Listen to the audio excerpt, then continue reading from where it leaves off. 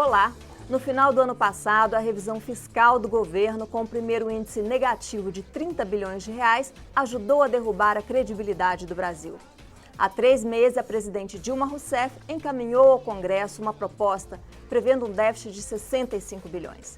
Depois, o presidente em exercício Michel Temer enviou outra proposta que prevê um rombo ainda maior, de até 170 bilhões. E a previsão para 2017 não é muito melhor. 139 bilhões de déficit, que ainda depende de algumas condições para não aumentar. Por que esses dados pioraram tanto? Alguns especialistas falam em realismo fiscal. Outros acham que a previsão correta do déficit evita a tentação de usar as pedaladas fiscais para esconder a situação. Para discutir as implicações da meta fiscal, que faz parte da LDO, Lei de Diretrizes Orçamentárias, e orienta a elaboração do orçamento, o Expressão Nacional de hoje recebe o ex-integrante da Comissão Mista de Orçamento, o deputado Hugo Leal, que na verdade acabou de nos dizer que não pode estar aqui, o consultor de orçamento do Senado Federal, João Henrique Pederiva, o coordenador do Partido dos Trabalhadores na Comissão Mista de Orçamento, deputado Assis Carvalho, do PT do Piauí, e o coordenador do Grupo de Trabalho das Consultorias de Orçamento da Câmara e do Senado Federal, Vinícius Amaral. Senhores, muito obrigado pela participação aqui de vocês. Como eu citei no início do programa, o deputado Hugo Leal estava previsto para estar aqui nessa cadeira, teve um problema.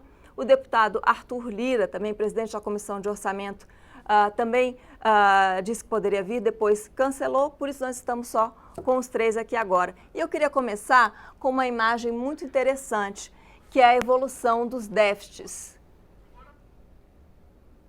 Aqui. Bom, nós vínhamos num superávit mais ou menos equilibrado de 80 e poucos entre 2010 e 2013. Depois isso vira quase que automaticamente, né, a imagem. E nós começamos em 2014 com um déficit menos 20,5 e vai caindo vertiginosamente até 2017, que nós sabemos que essa previsão de menos 139 só não é 194, porque o governo já espera algumas aprovações, né, algumas medidas que possam conter esse déficit. Bom, então a pergunta que eu acho que todo mundo se faz nesse momento é como adequar um orçamento a uma dificuldade desse tamanho, principalmente no ano de eleições, né? Essa parte fica para o deputado e para vocês, como adequar tecnicamente, né, um orçamento, um país, que o orçamento reflete a necessidade de um país, né, de sustento de um país, a um buraco desse tamanho. Consultor João Henrique Pederiva. Obrigado pelo convite, obrigado pela oportunidade de estar falando sobre esse assunto que é tão importante para todos nós. O fato é que o orçamento faz uma convergência de expectativas e essa convergência de expectativas hoje está orientada por um indicador extremamente importante, que é o indicador de resultado primário. A questão é saber se esse indicador é de fato um indicador adequado. Do meu ponto de vista, ele é um indicador importante para algumas coisas, mas ele não cobre algumas outras. Por exemplo, a surpresa de ver um número negativo no resultado primário, não seria tão surpreendente se nós estivéssemos olhando também, acompanhando o resultado nominal. E qual que é a diferença? Esse resultado primário, ele corresponde basicamente ao nossa margem de consignação. Ou seja, quanto o Estado, o poder público, vai poder dispor para pagar fluxos financeiros. Enquanto esse resultado nominal, ele vai falar sobre a realidade patrimonial, o estado patrimonial. E vai nos dizer, de fato, se houve ou não uma melhora ou uma piora do ponto de vista patrimonial, não do ponto de vista do credor financeiro apenas, não é? E essa surpresa, então, ela se reflete como um aumento na insegurança sobre a nossa capacidade futura de pagar o que nós já contratamos de endividamento. E isso é preocupante, porque mesmo que nós apresentemos um plano, e como de fato foi apresentado para convergência mais à frente, daqui a 2, 3 anos, o fato é que nós vamos pagar um pouco mais. A nossa taxa de juro hoje aumenta por conta disso, nossa incapacidade presente de pagar. E isso vai, de alguma maneira, comprometer uma série de possibilidades futuras, né? Então, o atual encaminhamento que está sendo dado é uma tentativa, justamente como você falou, de credibilidade, conferir confiança suficiente, e a ideia do realismo fiscal é uma ideia de retomar o valor do orçamento como instrumento de planejamento nacional e de convergência de expectativa, não só dos agentes econômicos, mas de toda a sociedade brasileira. Porque um déficit de 194 hoje, ele ia afetar exatamente a questão da confiança, né, da população, do mercado interno, do mercado externo, né? Acho que essa foi a preocupação do governo de, nós temos que mostrar que temos como começar a conter. Que, na verdade, ele conta com o ministro Henrique Meirelles deu uma entrevista, né, dizendo que ele está contando com evitar despesas de 80 bilhões, né, mais uma receita de 55 bilhões. Então, isso tem que ser cumprido para essa meta poder ser um pouco contraída. Deputado Assis Carvalho, como é que o senhor, como deputado em ano de eleição, né, acha que é possível conduzir politicamente um orçamento que tem que se adequar a esse tipo de rumo? Bom, primeiro a gente tem que fazer uma busca histórica. Nós estamos aí desde o ano de 2008 com uma crise mundial que muitas vezes ela é escondida internamente pela grande mídia. Porque se explicasse isso nas escolas, no campo político, né, em todos os setores, a sociedade compreenderia um pouco melhor o que está acontecendo no Brasil, dentro do cenário internacional. Como o Brasil passou a ter uma situação de equilíbrio bem melhor nos últimos anos, a intensidade da crise aqui ela chegou um pouco mais tarde. E aí nós tivemos um foco econômico que, particularmente, eu acho que a gente tem que fazer uma autocrítica. Eu acho que houve erros. Por exemplo, a questão da elevada desoneração que aconteceu ali naquele período de 2012, 2013, mas 2010 para cá, mas intensificado mais 2012, 2013. Isso foi significativo. Chegamos praticamente a 197 bilhões para desonerar, para segurar emprego.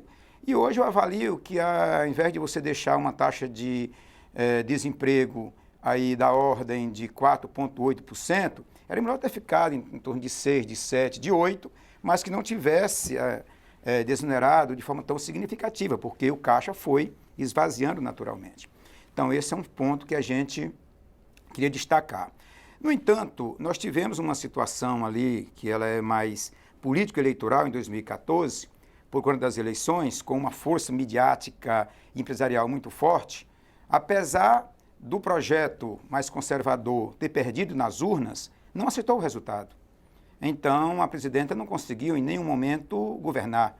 No momento das eleições até o momento do golpe, foi praticamente administrando crises.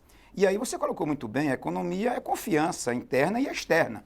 Se você tem toda uma mídia e você tem toda uma casa, como esse parlamento que foi eleito, de um olhar muito atrasado, criando obstáculos, empecilho, você inviabiliza praticamente o crédito internacional. E isso é um fato concreto. Então, para que a gente possa dar uma olhada em vários fatores. Agora, diante disso, nós tivemos algumas tentativas ali no início de 2015, durante todo o ano de 2015, em que pese a minha discordância, mas dentro da lógica do reajuste fiscal, algumas tentativas que não tinha força parlamentar para que isso acontecesse. Nós tivemos praticamente o ano de 2015 um ano totalmente de pauta-bomba. Tudo que vinha para tentar reequilibrar a economia, você aqui colocava um contraponto para fazer o aumento da oneração do custo do Brasil. Toda a pauta corporativa com o objetivo de criar obstáculo para a presidenta Dilma, foram aqui apresentados, coordenados pelo presidente à época, Eduardo Cunha, que a gente sabe que qual era o seu grau de responsabilidade, só tinha um foco, derrubar a presidente. O resto, quanto pior tivesse, melhor seria. E aí nós chegamos a uma situação de governabilidade mesmo, com a perda da base parlamentar e com a falta de condições de poder ter uma proposta mais viável. E aí eu penso que o governo poderia ter dialogado mais com a sociedade, deixando isso mais às claras, com os poucos meios possíveis, porque a grande mídia já tinha tomado uma posição e você não conseguia dialogar, mas dentro dos meios possíveis era o caminho mais lógico. Por exemplo, vamos pegar só aqui um dado, e aqui nós estamos aqui com consultores da área de orçamento, que pode nos ajudar a compreender melhor. Se você pegar somente um dos fatos que é de fácil compreensão, que é a questão do imposto de renda à pessoa física. Então, em 2014, nós tivemos ali um valor da ordem de 144 bilhões. Né? Quando você pega praticamente ali a linha de divisão de responsabilidade, quem ganha até 5 salários mínimos, praticamente ele recolhe em torno de 5,8 bilhões, que isso é mais ou menos o valor daqueles que ganham acima de 50 salários mínimos, de 70 salários mínimos. Isso é injustificável, porque praticamente você jogou todo este peso nessa classe média que ganha entre 20 a 40 salários, é que praticamente conduz todo esse peso. Aí, a partir daí, você tem praticamente uma queda significativa, é praticamente uma casa, né? Teria gerado mais então, isso é um modelo de imposto regressivo. Se você coloca isso aí no outro olhar, através do imposto progressivo, você poder desonerar praticamente dos 26 milhões de contribuintes, 13 milhões está nesta faixa até 5 salários mínimos, você poderia desonerar abrindo mão de 5 milhões, 5 bilhões e pouco, mas poderia jogar essa carga naqueles que não pagam imposto do Brasil e poderia ter uma arrecadação muito maior, não é? E isso ajudaria no equilíbrio. Faltou força política e determinação, então eu também tenho que colocar que faltou essa postura. Eu coloco isso, mas aí você tem a tributação de dividendos que não tem, capital internacional, então você tem uma série de outros fatores que a mídia esconde e alguns setores da política faz de conta que não existe porque os poderosos do meu país, lamentavelmente, não querem recolher imposto neste país. O senhor está entrando nos detalhes importantes que nós vamos entrar depois, eu só não quero pular, mas o senhor falou duas coisas muito importantes. Politicamente, teria contribuído para o déficit a ingovernabilidade. Sim. E para a insatisfação popular, a desconfiança, a falta de uma relação no meio dessa situação toda caótica de maior interlocução com a sociedade, né? Essa é uma visão política muito interessante e eu queria que, com base nisso, o senhor Vinícius Amaral falasse um pouco sobre as razões técnicas para esse déficit. Como é que nós chegamos tecnicamente nisso, considerando as colocações do deputado? Perfeito. No passado recente, esse déficit ele é construído basicamente por duas dinâmicas, né? Existe uma dinâmica da receita, que tem caído em termos reais devido à crise econômica, então nós vamos para um segundo ano de uma queda muito forte do PIB. Isso faz com que as receitas da União caiam muito, e aí ela cai por vários fatores, né? O efeito é multiplicado, ela cai porque cai a atividade econômica e também acaba havendo uma espécie de defesa, né? Por exemplo, de contribuintes que numa situação de crise, para proteger o caixa das empresas, eles postergam o pagamento de tributos, né? Então, isso multiplica o efeito da crise econômica em cima da receita. E existe uma dinâmica muito forte de várias despesas públicas que as leva a crescerem acima, não só acima da inflação, mas acima de diversos outros fatores, né? As despesas previdenciárias são um exemplo disso. São despesas que têm crescido já há muito tempo, inclusive em épocas de crescimento econômico, elas cresciam acima do PIB, e aí você tem curvas que ficam de difícil gerenciamento. Receitas caindo e despesas obrigatórias subindo. A produção é um déficit, sem dúvida nenhuma, né? E o equacionamento desse déficit ele passa a ser complexo, porque como as despesas, muitas delas são obrigatórias, várias de matriz constitucional, exigem um esforço legislativo, exigem uma força parlamentar, de apoio parlamentar, muito grande para serem aprovadas. Então, mas tem algum ponto, assim, que seria o que a gente chama de turning point? Olha, aqui nós começamos, a situação começou a se agravar de uma forma muito pior, assim. Há diversas teorias econômicas. Ela depender da escola econômica a que se for partidário, né? Por exemplo, é uma escola econômica, né, dizer que justamente reflexos diversos da crise internacional, queda do preço de commodities, a redução do comércio internacional afetaram o país de forma desproporcional e passaram a gerar essa queda de receitas. Essa queda de receitas leva a um desequilíbrio fiscal que produz essa situação, né?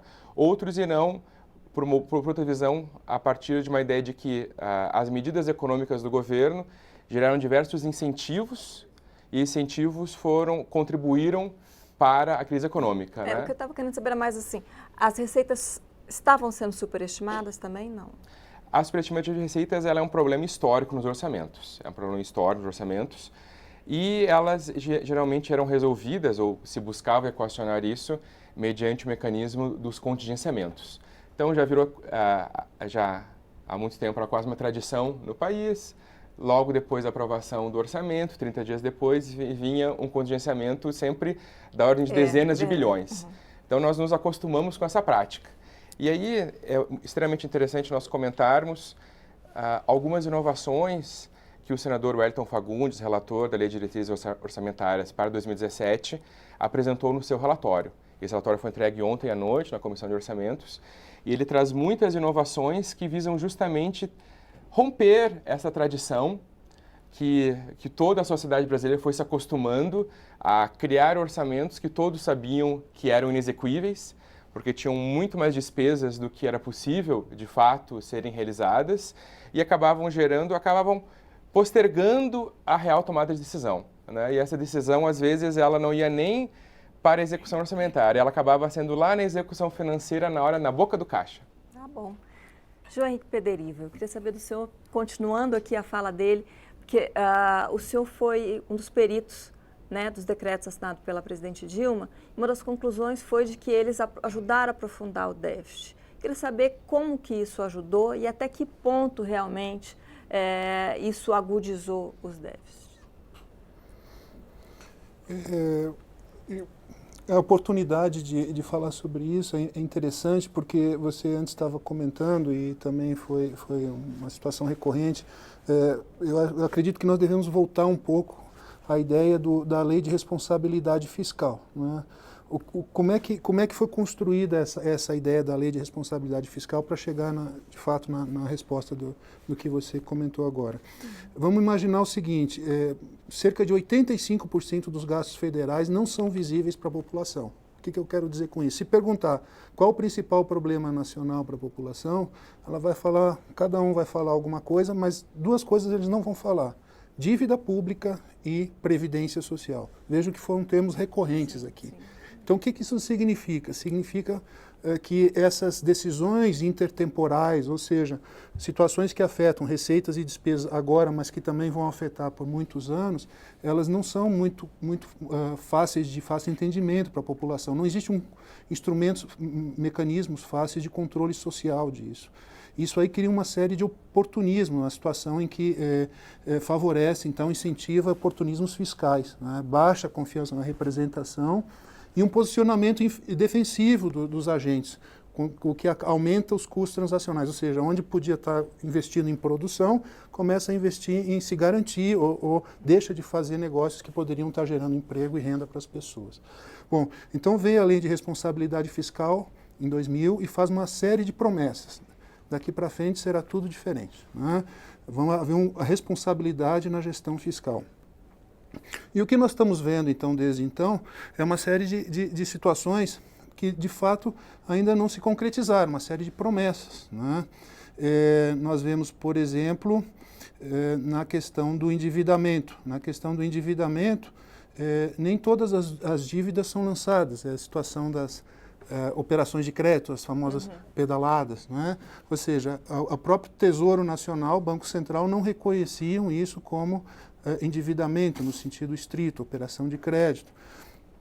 Então, houve uma mudança institucional nessa direção. Especificamente no caso dos decretos, a ideia do contingenciamento como estabelecendo um teto mais real, mais verdadeiro para o gasto público, né, ele de alguma maneira desprestigia a intervenção do Congresso, desqualifica a ação do Congresso, porque se o Congresso aprova uma lei orçamentária, aprova créditos adicionais que são muito maiores do que o limite de contingenciamento, em princípio, então, o que está valendo esse limite pode aprovar o quanto quiser, porque isso não vai fazer a menor diferença.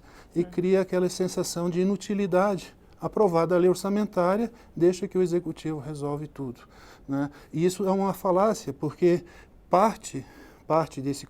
O contingenciamento não se refere a todos os gastos, né? Então, parte desses valores que não foram contingenciados poderiam ser imediatamente gastos, né? Então, assim, há uma série de pequenas armadilhas que se foram criando e que vão permitindo, então, vão nos mostrar as regras do jogo, né? Em que não só o Legislativo e o Executivo participam, mas os outros poderes e a própria sociedade de várias maneiras.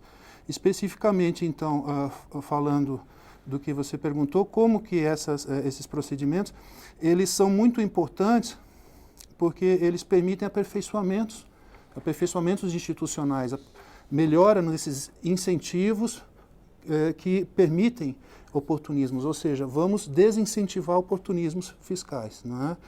E nesse sentido, é muito interessante que houve uma série de modificações já nas regras do Banco Central, do próprio Tesouro Nacional, de registro desses eventos de operações de crédito, mas do ponto de vista do processo legislativo orçamentário, do processo orçamentário, né, houve o reconhecimento simplesmente de que as pessoas estavam atuando de acordo com uma lei por fazer.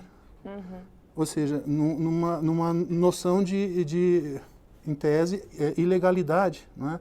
Mas elas estavam convictas de que aquela ilegalidade, ou seja, existia uma lei, existia uma meta estabelecida, mas aquela já não estava mais valendo, porque havia sido enviado um projeto. Agora vamos falar da situação tributária. Vamos imaginar que, havendo uma desoneração tributária, eu digo, bom, agora eu não preciso mais recolher, porque já tem um projeto tramitando, não é? Fica uma situação complicada. Então, uma série de promessas da Lei de Responsabilidade Fiscal não aconteceram. E duas, eu acho que são especialmente importantes, já gostaria de falar. Uma delas ao facultar a adoção do resultado primário, que é a que você estava mostrando na tela anterior, daqueles resultados, a Lei de Responsabilidade Fiscal ela também exigiu um outro limite, que é o limite de endividamento. E sem esse limite de endividamento para a União, nós temos um grande furo. Porque, ao mesmo tempo que o resultado primário só vai afastar, deixar de lado os gastos financeiros, o que se paga para o sistema financeiro, isso não tem fundo. Não é? O cria um tremendo incentivo. Então, vai postergando o problema, né? Vai agravar, incentiva para agravar. Porque é o seguinte, se eu tenho um problema, se um Estado que tem um limite de endividamento tem um problema, ele vai negociar com a União não tem limite, ela contrata esse endividamento, acerta com o Estado e vai pagar lá na frente, nas próximas gerações. Ou seja, desse ponto de vista, até hoje, quer dizer, no instante que a lei de responsabilidade fiscal saiu, em 2000, houve um projeto de resolução do Senado, que é o Senado que edita isso. Até hoje, o limite de endividamento da União não aconteceu. O projeto de resolução continua tramitando no Senado. 2016, 16 anos. Né? Para não deixar a Câmara de lado, é para falar do Conselho de Gestão Fiscal, mas isso é um outro departamento. Eu acho que, especificamente em relação à tua pergunta, nós temos que lembrar, então, desse saco sem fundo que acaba sendo o endividamento da União, né, e que incentiva, então, os agentes a atuarem de maneira oportunista. Do ponto de vista fiscal, é mais fácil aumentar o endividamento e depois nós vamos ver como é que se paga essa conta. Tirar a corda do pescoço primeiro, isso, né? E depois vamos ver se, inclusive, não tem uma... exatamente. Deputado, em cima disso, né? O ministro E não Henrique posso falar Meirelles, em cima disso, é claro, né? Em cima disso. O ministro Henrique Meirelles falou assim, olha, para resolver essa situação, eu criei um plano A, B e C. Ele disse isso numa entrevista recente. O primeiro é controle de despesa. Né? Eu até queria falar disso depois, porque o próprio Mansueto, que hoje faz parte da equipe do governo, já disse antes de entrar no governo que a gente não tem mais espaço para aumento de tributo. Nós já fizemos tudo o que podíamos fazer com aumento de tributo. Né? Então, esse seria o plano C. O plano A seria o controlar a despesa. É difícil, porque essa é o que tem mais resistência. Porque essas despesas já vinham sendo feitas. Então, você cortar, você tem interesse de muitos setores. O plano B, que seria privatizações, outorgas, securitização. Mais ou menos são as coisas que ele citou. E o plano C, o aumento de impostos. Né? Como é que o senhor, como membro da Comissão de Orçamento, vê essas soluções? Né? E o PT, que foi sempre contra privatizações nesse caso? Bom, vamos por parte aqui, né? Começando sobre aumento de imposto, isso aí praticamente é a arma mais fácil que o governo tem de pegar e principalmente colocar os impostos em cima de quem não tem condição de se defender, que são os mais pobres, né, através de você colocar o imposto sobre o consumo, sobre o quilo de arroz, de feijão. Isso é uma prática que, lamentavelmente, ela é histórica, ela não é de agora, ela vem, acho que desde quando Cabral chegou aqui. Porque se for para fazer uma distribuição justa de imposto, dá para resolver esse equilíbrio fácil. Todos os dados que você estuda hoje sobre economia e IPES tem bons materiais sobre isso. Os 10% deste país, né, mais rico, pagam menos imposto do que os 10% mais pobres, infelizmente, em torno de 10% a menos. Porque você realmente tributar rico é muito difícil, ele tem uma capacidade imensa de jogar na planilha esse custo e jogar, como é em cima do consumo, ele joga para o próprio consumidor que está lá na ponta. Então, você pagar um cidadão que ganha um salário mínimo, pagar o imposto em cima de um quilo de arroz, é o mesmo imposto que um cidadão rico que ganha 100 salário mínimo, é uma injustiça muito grande. Então, infelizmente, esse é o caminho mais curto. Se você tributasse as grandes fortunas, se você fizesse o imposto progressivo na tabela de imposto de renda, se você tributasse dividendos, se você tributasse tantas coisas que nós temos aí, não precisava aumentar imposto em cima de pobre. Ou seja, uma reforma tributária. Uma reforma tributária mínima dava para resolver. Mas não se faz porque não há interesse político, e não há interesse político histórico, de qualquer que seja a corrente aqui. Inclusive, eu critico o meu governo que teve a oportunidade e não fez. Né? Não sei se teria força.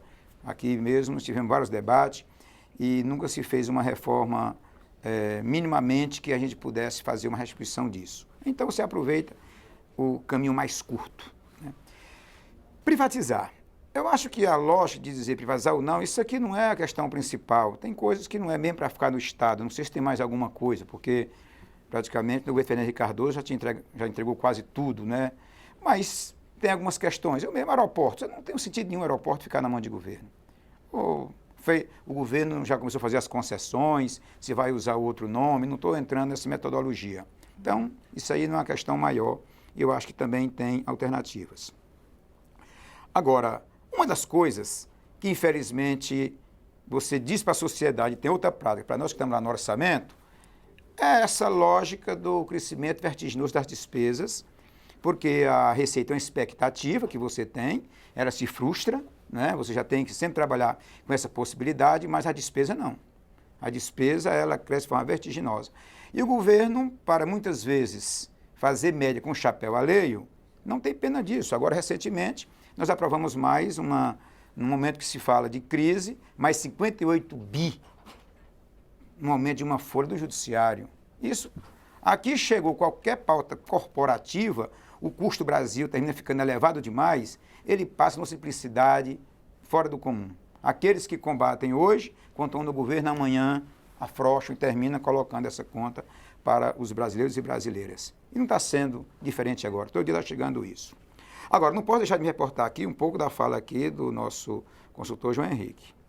A pedalada fiscal foi um invencionismo midiático. Isso não tem nem na Constituição, esse termo. Né? Então, o invencionismo com um olhar puramente político, porque o que se não tinha mesmo era base no parlamento, então se utiliza meia dúzia de técnicos para usar palavras bonitas e melhorar o diálogo com a sociedade desse invencionismo. Esse termo não existe, nem na contabilidade, nem na Constituição, tal. Inventaram o tal da pedalada. Agora, o que é mais criminoso? Quando eles trataram da pedalada de 2014, até hoje nunca foi sequer votado nesse parlamento. Então, elas não existiram até agora. Só que quando ele foi à Constituição, para poder dar o golpe, não poderia se apegar na pedalada de 2014. Aí trataram dos decretos de 2015, julho e agosto de 2015. Decreto de julho e agosto de 2015 foram resolvidos pelo orçamento anual no PL 5 de 2015. Então, zerou a conta, não teve pendência de decreto de 2015. Mas aí ficou num problema. Olha, como é que foi o próprio parlamento que votou e agora não reconhece o seu voto no PLN 5?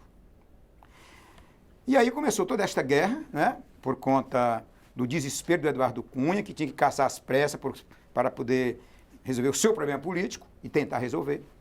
E diante da situação como essa, não se explica. O orçamento de 2015 só se dá entrada no Tribunal de Contas do Estado, que é órgão assessor desse parlamento, em abril de 2016. Mas antes de terminasse abril e antes que sequer apresentasse, né, essas contas de 2015, no dia 17 de abril, já se abriu aqui o processo de golpe. O Tribunal de Contas da União sequer se manifestou sobre isso. Quando se manifestar, não é questão de decidir, tem que voltar para cá, para a CMO, e ser votado no parlamento.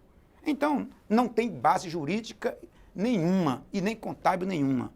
Falar de que essa situação é uma situação que implica em cassação é um crime e é uma irresponsabilidade com a sociedade dizer isso. Mas voltando para cá, é para colocar que as tais pedaladas, que é o invencionismo midiático, acontece em todos os governos e aconteceram todos.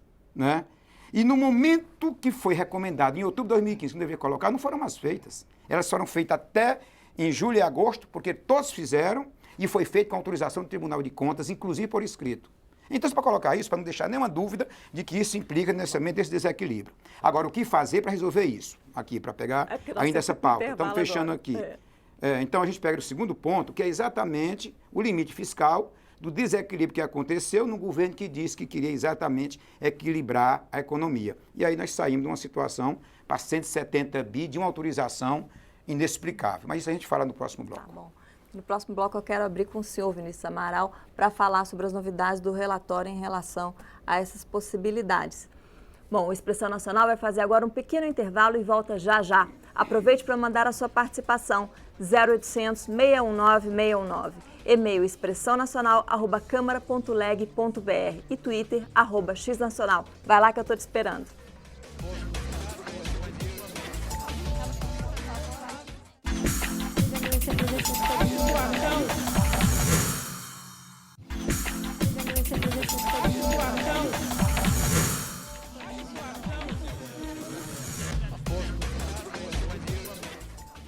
O Expressão Nacional está de volta.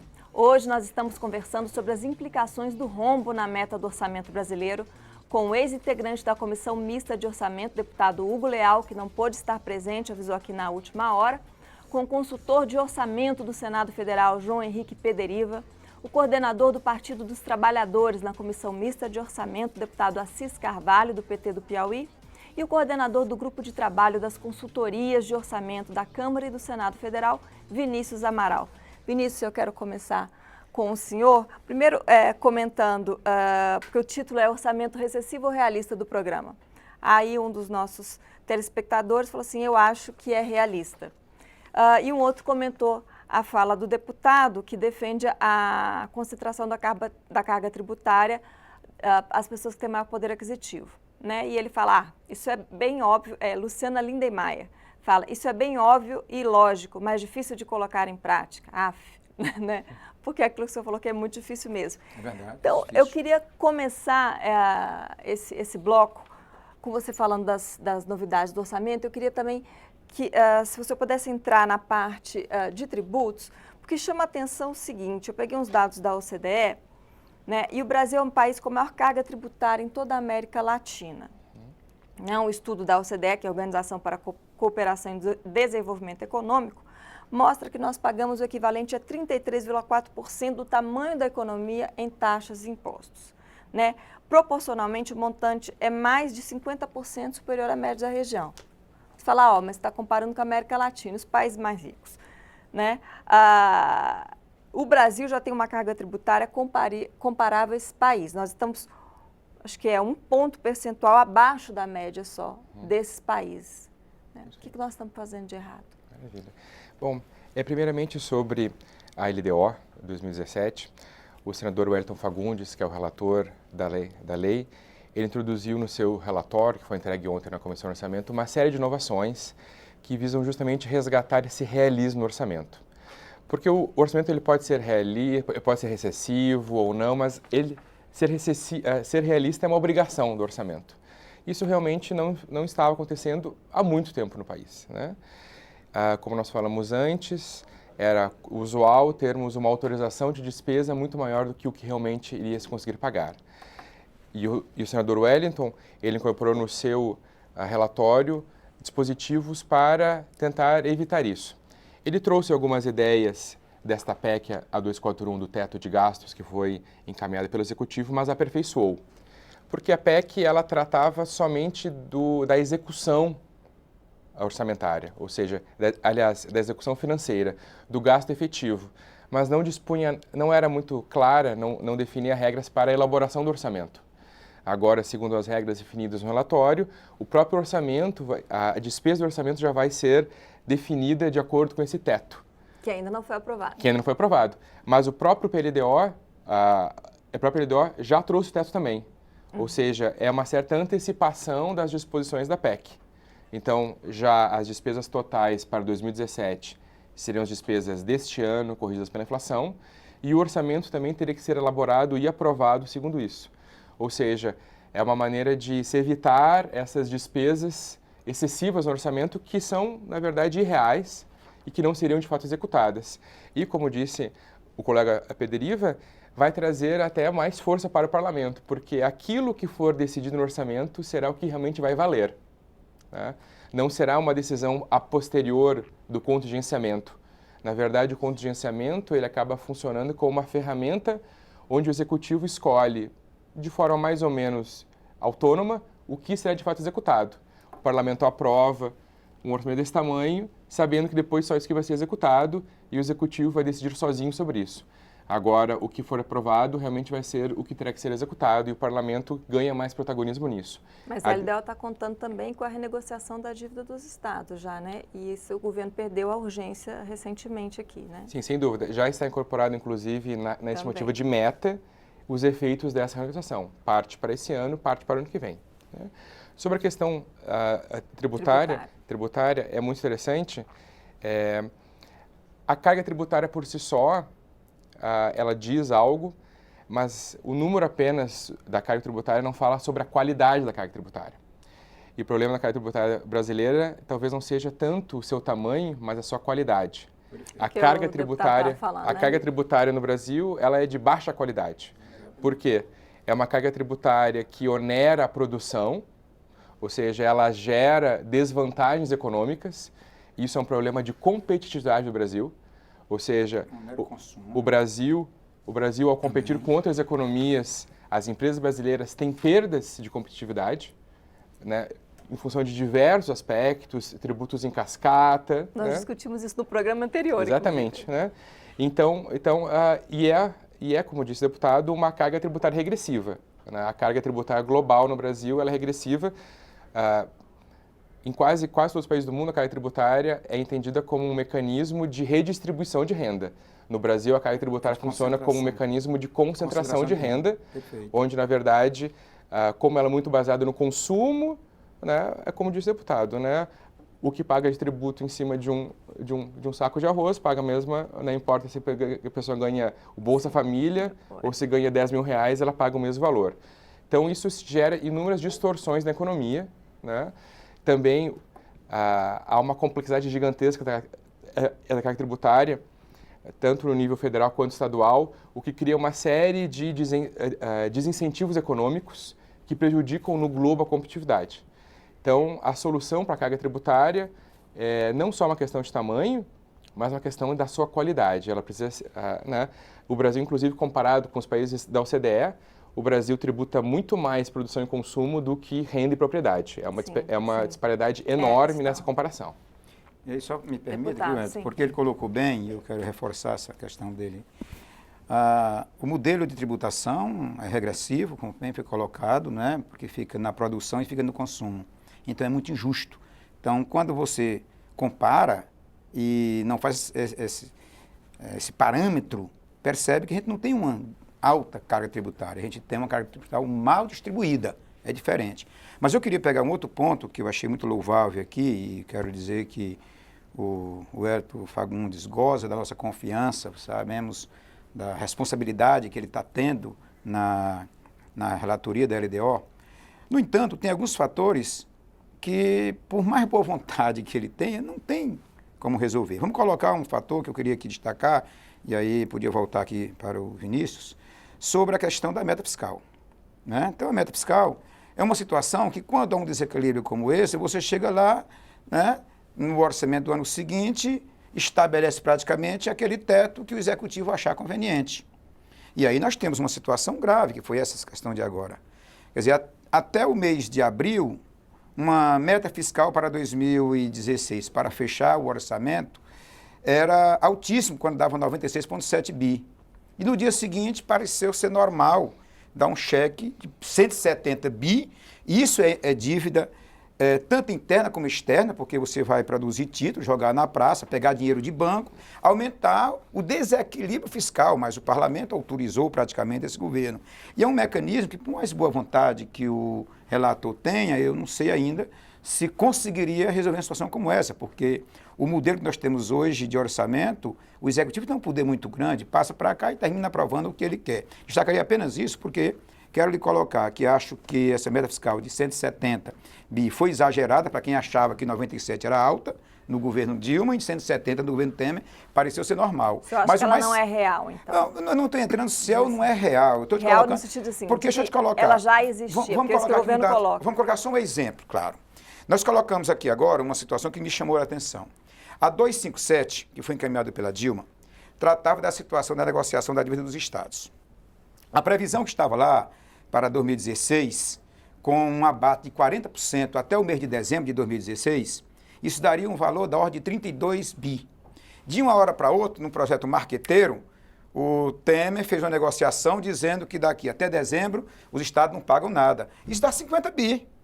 Ou seja, 32 bi era muito para a negociação da 257 e no dia seguinte 50 bi é normal. Aí isso aí já está no teto de endividamento de 170. Quer dizer, eu já estou colocando praticamente, vendendo o título, endividando a sociedade, aumentando a situação da dívida interna do meu país, porque eu estou colocando, eu não estou aqui entrando no mérito, se merece ou não merece. Eu acho que os estados têm que ser bem cuidados, os municípios, endividamento. Mas eu estou te colocando que aquilo que parecia ser exagerado com a 257, no dia seguinte, praticamente, você já passou a passar uma conta de 32 bi para 50 bi. E aí está num teto de 170 bi estabelecido. Agora tem uma situação mais violenta.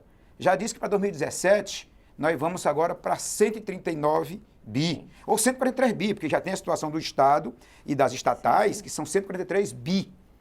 E a gente não está fazendo um debate à altura disso. Isso é endividamento do nosso país e empobrecimento dos mais pobres. Porque quando você aumenta esse tipo de conta e a facilidade que tem é de tributar os mais pobres, vai exatamente tirar um pouco daquilo que a Dilma e o Lula deu na distribuição de renda para os mais pobres, para agora ser concentrado na mão dos mais ricos. Então esse é um governo temerário, um governo que empobrece os mais pobres do meu país.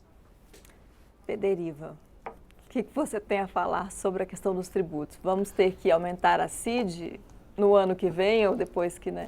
Essa já está dada, né? O problema é a CPMF, né, e outras. Mas do ponto de vista... CID, IOF, ele citou, e PiscoFins, né? O que eu queria citar aqui é o seguinte, do ponto de vista fiscal, estritamente falando, tem outros mecanismos que fazem mudar as receitas públicas, né? E dois mecanismos são particularmente importantes, porque cada variação do PIB muda a receita em 0,65%. Né? Esse então, o fator mais importante, crescimento para nós é bom, né? É bom porque aumenta a receita, então não precisa aumentar tributo, né? Só aumento da economia já é bom, 0,65%. E o segundo fator é a inflação, quase igual, né? O que cria, de novo, um incentivo perverso, né? De usar o imposto inflacionário como fator de arrecadação do erário, seja o federal, seja o estadual, seja o municipal, seja o distrital, né? Então, quando nós olhamos essa questão tributária, nós temos que lembrar que, embora o tributo ele seja um aspecto importante das receitas, né, existem outras dimensões que estão cercando e que também podem ser ativadas, podem ser funcionais. O que você citaria como mais importante? Isso está no próprio anexo da LDO, quer dizer, o crescimento, 1% de crescimento, né, tem um impacto de 0,65% na receita federal. E é factível isso? Está previsto, eu vi, mas isso é factível? Pois é, qual é o Brasil que nós queremos? Né? De novo, como é que os orçamentos, e aí é a lei orçamentária, é a lei de diretriz orçamentária, são o PPA, são os famosos planos nacionais, setoriais e regionais de desenvolvimento, né? Como é que essas coisas estão conversando com o futuro que nós queremos? Então, chega numa realidade em que nós estamos dando destaque para um indicador que é o resultado primário, né? Quando esse indicador zera, segundo o quadro que veio no anexo, né? Que foi, inclusive, adotado no substitutivo, agora do projeto de lei de diretrizes orçamentárias, esse quadro ele zera o resultado primário, mas o nosso resultado nominal continua 3,95% do PIB negativo. O que significa isso? Vai sobrar, nós vamos mais ou menos zerar os gastos primários, não vai sobrar nada para pagar dívida, gastos financeiros, mas nós ainda vamos aumentar o nosso estoque de endividamento em quase 4% do PIB. né?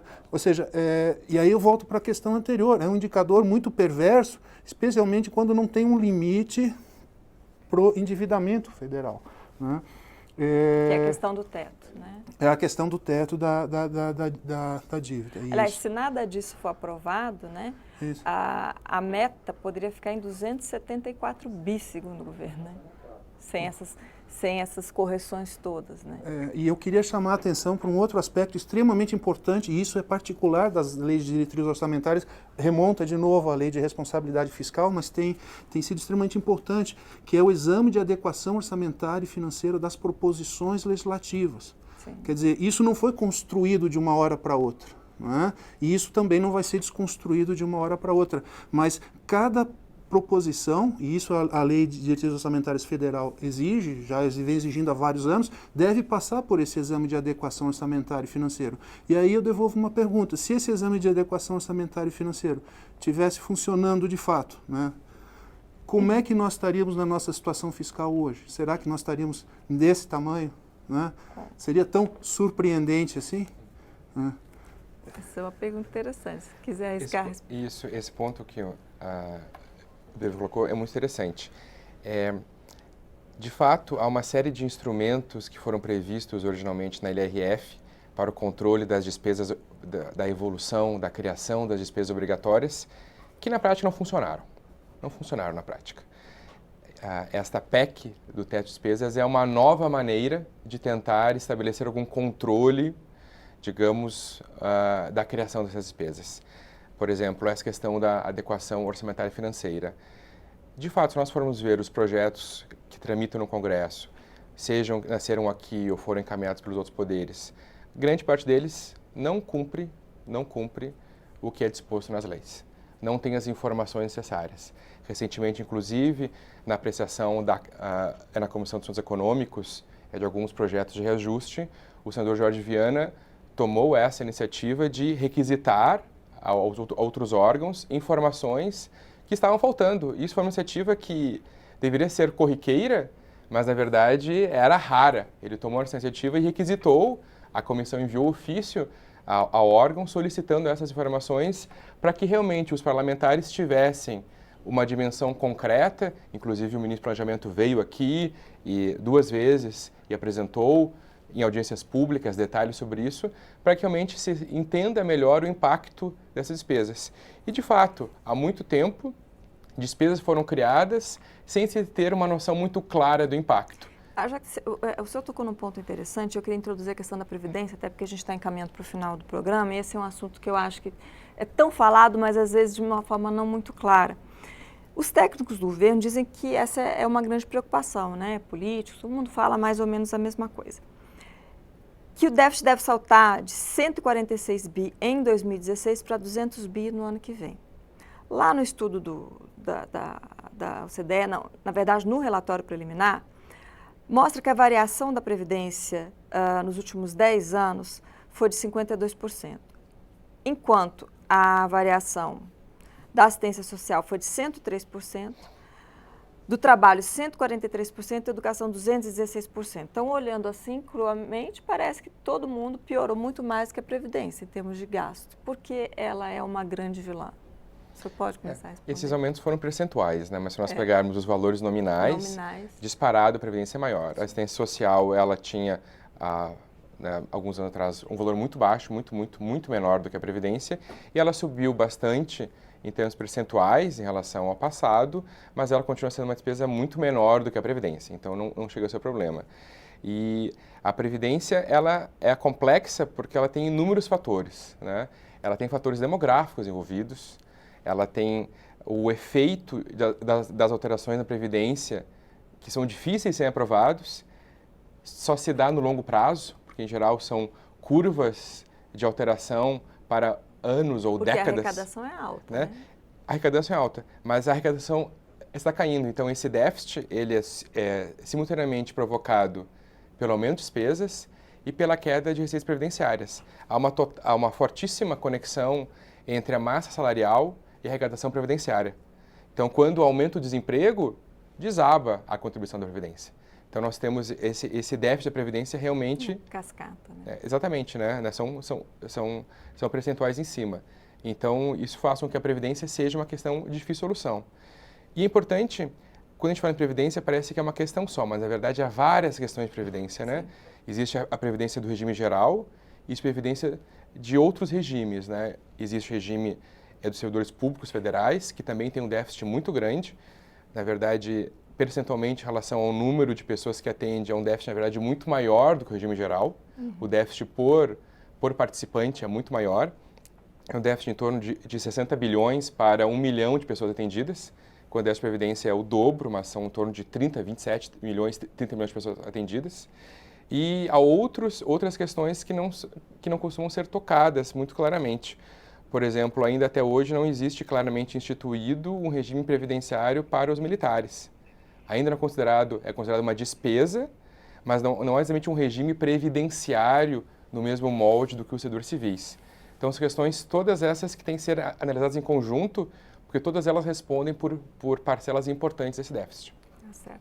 Deputado, nós temos um tempo curtinho, mas eu queria que os senhores comentassem a resposta. Do ponto de vista da Previdência, é uma situação nacional que precisa ser resolvida.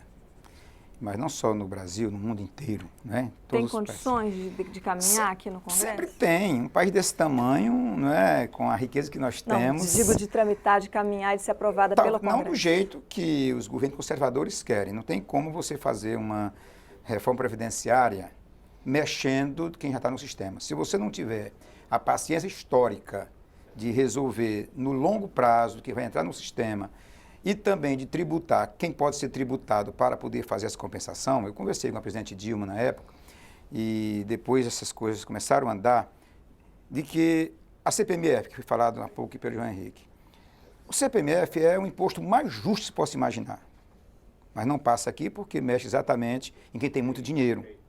E esse valor, ele poderia estar exatamente para ir ajudando a equilibrar a Previdência no médio e longo prazo. Ainda que no futuro ele fosse substituído por um imposto seletivo, né, tirando aqueles impostos, principalmente, que onera a produção, que onera o comércio. Mas isso com 10 anos, 15 anos, 20 anos, 30 anos.